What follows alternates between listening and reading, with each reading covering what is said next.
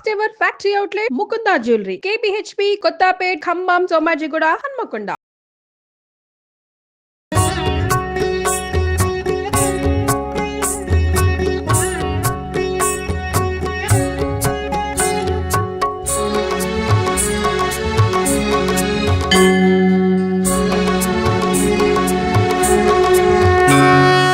నమస్కారం, నేను గీతాంజలి. ఎంతో చక్కగా మనం వినాయక వ్రతాన్ని ఆచరిస్తూ ఉంటాం కదా, వినాయక చవితి రోజున. అంటే చాలా మందికి వ్రతం ఆచరించడంలో ఎన్నో సందేహాలు ఉంటాయి. అవి చిన్న చిన్నవి, అంటే తరతరాలుగా వస్తున్న దాన్ని బట్టి, ఇంట్లో పెద్దవాళ్ళు చెప్పిన దాన్ని బట్టి చేస్తూ ఉంటారు కొంతమంది ఏ విధంగా చేయాలనేది సందిగ్ధత ఎప్పుడూ ఉండనే ఉంటుంది. ప్రతిసారి ఏదో ఒక వీడియోనో లేకపోతే ఎవరినో అడగడమో చేస్తూ ఉంటాం. ఇది ఆలోచించి నాకు అనిపించింది, అందరికీ అర్థమయ్యే విధంగా, అందరికీ తెలిసే విధంగా ఆచమనం గురించి కావచ్చు, వ్రతం ఏ విధంగా చేసుకోవాలని కానీ, సంకల్పం చెప్పుకునే విధానం, ఎటువంటి అష్టోత్తరాన్ని స్వామికి చదవాలని కానీ, ఎలాంటి ప్రసాదాలు పెట్టాలి, ఇలా ఎన్నో సందేహాలు ఎప్పటికీ ఉంటాయి కదా. అవన్నీ నివృత్తి చేయడంలో భాగంగా కొన్ని వీడియోస్ ప్రత్యేకంగా మీకోసం అంటూ అందిస్తే బాగుంటుంది అనిపించింది. ఆ బొజ్జగనపయ్యలు ఆలస్యం చేయకుండా ఏర్పాట్లన్నీ చకచకా చేసుకున్నాము. మీకు ఇవాల్టి వీడియోలో నేను వివరించబోయేది ప్రత్యేకంగా ఆచమనం అసలు ఏ విధంగా చేసుకోవాలి, అలాగే సంకల్పం ఏ విధంగా చెప్పుకోవాలి, వీటి గురించి వివరించేందుకు ప్రస్తుతం మనతో పాటు ఉన్నారు ప్రముఖ జ్యోతిష్యులు బ్రహ్మశ్రీ నందిబట్ల శ్రీహరి శర్మ గురువు గారు. వారితో మాట్లాడి వినాయక వ్రతంలో ఉండేటువంటి సందేహాలను నివృత్తి చేసుకుందాం. గురువు గారు నమస్కారం అండి. వాగర్థావివ సంపృక్తౌ వాగర్థ ప్రతిపత్తయే జగదః పితరౌ వందే పార్వతీ పరమేశ్వరౌ.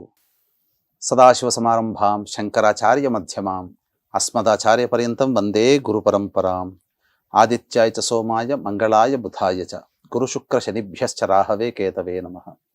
శృంగేరి జగద్గురు పీఠాధిపతులకి, కంచి పీఠాధిపతులకి నమస్కారములు తెలియజేసుకుంటూ కార్యక్రమాన్ని ప్రారంభిద్దాం.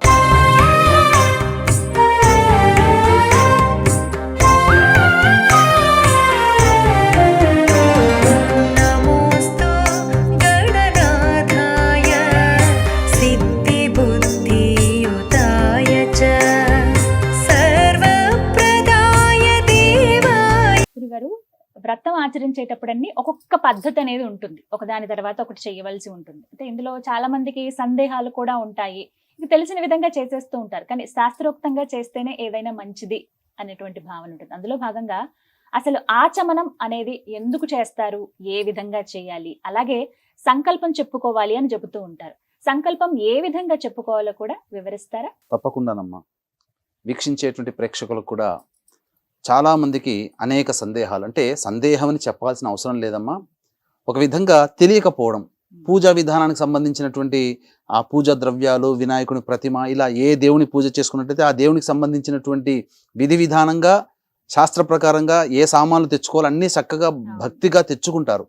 కానీ ప్రారంభించేటప్పుడు పూజ ఏ విధంగా చేసుకోవాలి అనేటువంటి యొక్క భావము వచ్చేసరికి వాళ్ళు కాస్త తడబడుతుంటారు, సరిగ్గా విధానంగా శాస్త్రీయంగా చేసుకోలేకపోతారు.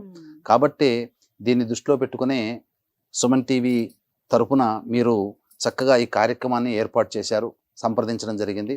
తదనుగుణంగా కొన్ని నియమమైనటువంటి విషయాల్ని మనం ఇందులో చర్చించుకుందామమ్మా. అయితే ఇందులో భాగంగా ఆచమనము, అంటే ఏ పూజలోనైనా మొదలు ఆచమనము, తర్వాత సంకల్పము ప్రధానం. ఇంటికి బేస్మెంట్ ఎలాగో ఆ విధంగా. అయితే వీక్షించే ప్రేక్షకులు ఈ యొక్క వీడియోని స్కిప్ చేయకుండా పూర్తిగా చక్కగా చూసుకోండి. అవసరమైతే లైక్ చేసుకొని మీ దగ్గర పెట్టుకోండి. అయితే ఇక్కడ ఏంటనంటే, ఏ మనం కార్యక్రమం చేయాలన్నా గణపతి పూజ ప్రధానంగా తప్పనిసరి. అయితే ఈ గణపతి పూజలో భాగంగానే ఆచమనం, సంకల్పం ఇవన్నీ కూడా ఉంటాయి. అసలు ఆచమనం ఎందుకు చేస్తాము అనంటే, ఈ యొక్క ఆచమనం అనేటువంటిది శరీర శుద్ధ్యర్థం కోసం మనం చేస్తుంటాం. అంటే ఇక్కడ కేశవనామాలు చెబుతారనమాట. ఇందులో ఈ కేశవనామాలు చెప్తున్నప్పుడు ఒక్కొక్క నామం చదువుతూ ఒక్కొక్క అంగాన్ని స్పృశిస్తుంటారు. సో తద్వారా ఏమవుతుంది, దేహము పవిత్రమవుతుంది. మనం ఏ పని చేయాలన్నా కానీ మనం దేహము రక్తమాంసాదులతో కూడుకున్నది కదమ్మా. ఆ దేవతా మంత్రములతో గనక ఒక్కొక్క నామాన్ని చదువుతూ మన దేహాన్ని స్పృశించుకున్నట్లయితే, లేదా అది చేయకపోయినా కనీసం ఈ నామాలని చదివినట్లయితే మన చుట్టుపక్కల ఉన్నటువంటి నెగిటివ్ ఎనర్జీ అంతా కూడా ఆ నామ పారాయణం వల్ల నెగటివ్ ఎనర్జీ పోయి మనము ఆ దేవుడి ముందు మనస్సు లగ్నం కావడానికి మనకి ఈ యొక్క ఆచమనం తోడ్పడుతుంది. శరీరంలో మంత్రోదకంతో తీసుకున్నటువంటి తీర్థం ఏదైతే ఉంటుందో అది శరీరం అంతా కూడా వ్యాపింపచేసి సర్వవ్యాపతుడైనటువంటి ఆ విష్ణువు మన శరీరంలో ఉన్నట్టుగా భావన చేస్తూ ఆ పూజలోకి పవిత్రమైనటువంటి దేహముతో శరీరంలో అంతర్గతంగా ఉన్నటువంటి పవిత్రమైనటువంటి మనస్సుతో ఆ యొక్క దేవదేవుడి మీద మనస్సుని లగ్నం చేసుకుంటాం. కాబట్టి వీక్షించేటువంటి ప్రేక్షకులు కూడా వినాయక వ్రతకల్పమని మనకు దొరుకుతుంది, ఎక్కడైనా కానీ దొరుకుతుంది. అది దగ్గర పెట్టుకొని పూజ చేసుకునేటప్పుడు ఆ వినాయక వ్రతకల్పంలో పూజలో భాగంగా ఆ పూజా సామాగ్రి అంతా దగ్గర పెట్టుకున్న తర్వాత మొట్టమొదలు మీరు చేయవలసినటువంటిది ఆ పూజా మందిరంలో దీపారాధన, ఆవు నేతితో కూడినటువంటి దీపారాధన చెయ్యాలి. తర్వాత ఏం చేయాలంటే గంట మోగించాలి. గంట మోగించడంలో ఏంటంటే ఈ యొక్క ప్రదేశాన్ని అంటిపెట్టుకొని మనకు కంటికి కనబడకుండా ఉన్నటువంటి పిశాచ గ్రహములు కొన్ని ఉంటాయి. ఎప్పుడైతే ఘంటానాదము చేస్తామో ఆ ఘంటానాద శబ్దానికి ఆ పిశాచములన్నీ కూడాను దూరంగా వెళ్ళిపోతాయని చెప్పి మనకు శాస్త్ర ప్రమాణం. తర్వాత ఇక మనము శరీరము మనం శుద్ధి చేసుకోవాలి. కాబట్టి ఎవరు తాకనటువంటిది శరీరం అంటే బావిలో ఉన్నటువంటి నీరును కానీ లేదా మోటార్ నుంచి వచ్చినటువంటి శుద్ధమైనటువంటి జలాన్ని కానీ తీసుకొని అప్పుడు మనము ఈ యొక్క శ్లోకముని చదువుకుంటూ శిరస్సును చల్లుకోవాలి. ఏమని? ఓం, ఆ కుడి చేతిలో నీళ్ళు స్పూన్ తీసుకొని దాన్ని మళ్ళీ ఎడమ చేతికి తీసుకొని ఆ స్పూన్లో నీళ్లు కుడి చేతిలో పోసుకొని శిరస్సు మీద చల్లుకోవాలమ్మా. ఓం అపవిత్ర పవిత్రోవా సర్వావస్థాంగతోపి వా యస్మరేత్ పుండరీకాక్షం సబాహ్యాభ్యంతరశుచి. ఈ విధంగా మీ శిరస్సును చల్లుకోండి. మనస్సులో పుండరీకాక్ష పుండరీకాక్ష పుండరీకాక్ష అని 3 సార్లు చల్లుకుంటే శరీరముతో చేసినటువంటి అనగా పొద్దున లేచిన దగ్గర నుంచి చేసినటువంటి కొన్ని తప్పులు ఏవైతే ఉంటాయో సాధారణమైనటువంటి అవి శరీరంకి అంటకుండా మన యొక్క శరీరము పవిత్రమవుతుంది. ఆ విధంగా మనము ఈ యొక్క మన శ్లోకం చదువుకోలేకపోయినా నిర్మలమైనటువంటి భక్తితో నీళ్లు తీసుకొని మన ఈ శిరస్సు మీద పుండరీకాక్ష పుండరీకాక్ష అని 3 సార్లు అనుకుంటూ చల్లుకున్నా సరిపోతుంది. ఇక గణపతిని ప్రార్థన చేసుకోవాలి. మీకు నచ్చినటువంటివి మీకు వచ్చినటువంటి గణపతి శ్లోకాన్ని మనసులో ధ్యానం చేసుకొని గణపతికి నమస్కారం చేసుకోండి. తరువాత ఇక్కడ ప్రధానంగా మనం చేయాల్సినటువంటిది సంకల్పం, భూతోచ్చాటనం. ఇక్కడ ప్రధానంగా ఆచమనం. కాబట్టి ఈ యొక్క ఆచమనంలో చేయవలసినటువంటిది మీరు పంచపాత్ర దగ్గర పెట్టుకోవాలి. కనీసము గ్లాసు ఉద్ధరిణి పళ్ళెము ఒకటి, తర్వాత కలశం ఒకటి. చాలామంది చేసే తప్పు ఏంటంటే గ్లాసు ఉద్ధరణితోనే ఆచమనం చేస్తారు, అదే గ్లాసు ఉద్ధరణి మళ్ళీ కలశ పూజ చేస్తారు. ఎందుకనంటే ఒకసారి ఆచమనం చేశామంటే ఆ గ్లాసు ఉద్ధరణిలో ఆచమనం చేస్తే ఆ గ్లాసులో ఉన్నటువంటి నీరు మనకు మళ్ళీ మిగతా దేవతా పూజలకి పనికిరాదు, మనం ఆచమనం చేయడానికి మాత్రమే ఉపయోగపడుతుంది. అందుకనే విడిగా కలశంలో నీళ్లు పెట్టుకొని ఉంచుకోమన్నారు. ఎందుకంటే కలశ పూజ చేసినప్పుడు ఆ కలశంలో ఉన్నటువంటి నీటితోనే దేవతా ఉపచారములన్నీ కూడాను చేయాలి.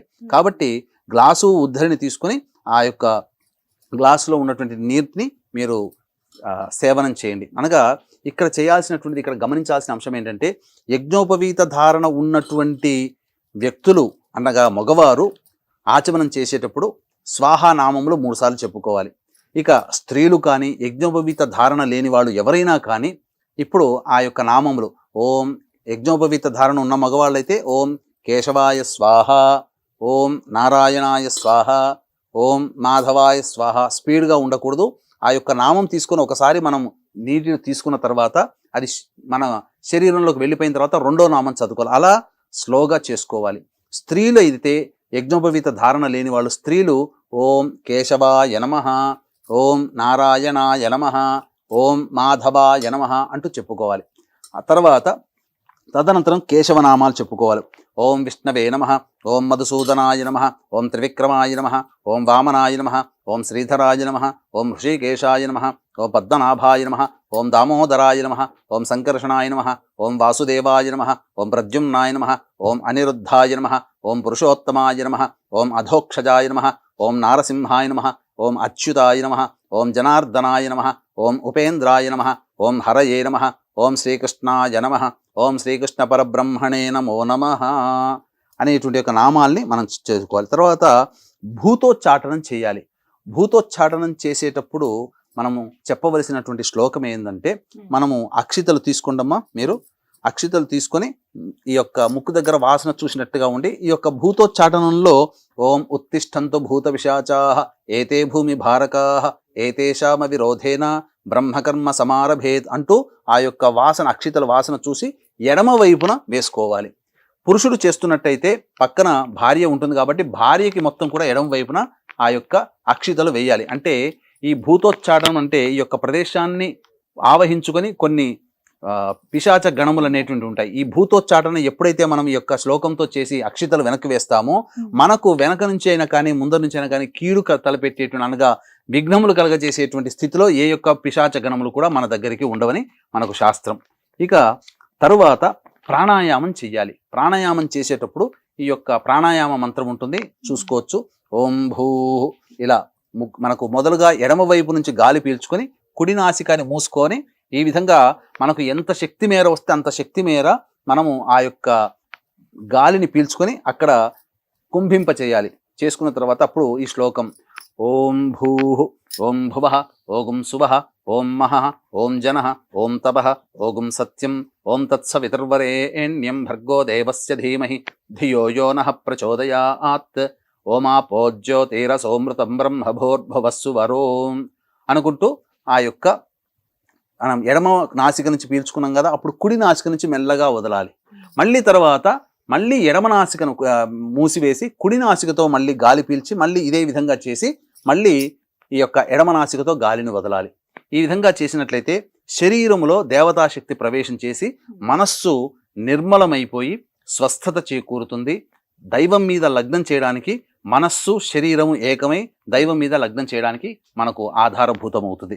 ఇక ప్రధానంగా ఇప్పుడు చెప్పుకోదగినటువంటిది సంకల్పమమ్మ.